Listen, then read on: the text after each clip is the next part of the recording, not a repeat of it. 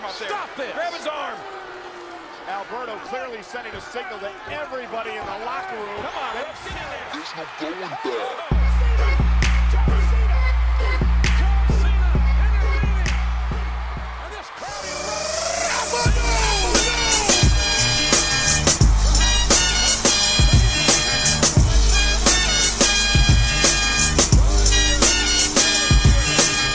Your time is up, my time is now. You can't see me, my time is now. It's the franchise where I'm shining now. Coming off one hell of a weekend. And whoever saw SummerSlam knows that I got a bunch of reasons that I could be pissed off. Could be Triple H, but no. I'm pissed off at a scumbag like you.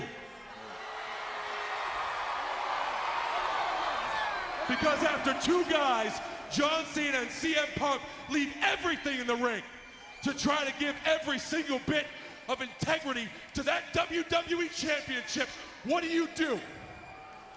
Oh yeah, at the end of the night, you go into business for yourself, you got a smile on your face, and you walk around like you're some type of champion. You are not a champion. You are a target. And that golden destiny that you got your hands on, you're gonna realize that holding on to that makes every single person you know your enemy.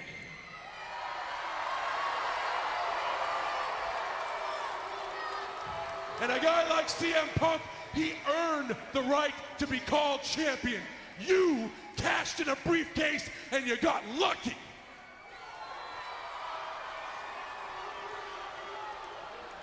Here's where you wake up.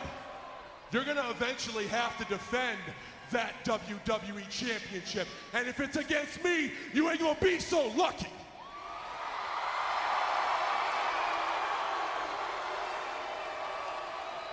You're about to find out that your destiny is John Cena whipping your ass. Wow, man. Emotional, strong words from John Cena. John Cena laying down the law the way he knows how.